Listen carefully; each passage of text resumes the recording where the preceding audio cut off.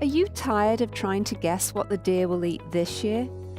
Do you find yourself constantly replacing plants with anything that's listed as deer resistant without really thinking about the design?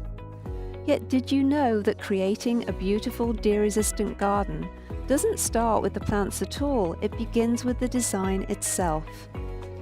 Gardening with deer can be really frustrating, yet they're just one more challenge to be solved. And as a designer who loves challenges, I can help. I'm Karen Chapman, and I've created this online workshop to help you design a fence-free garden that you can be proud of despite the presence of deer.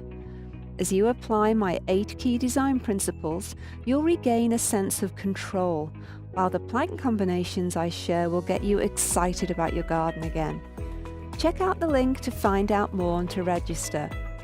Join me and learn how to design a deer-resistant garden.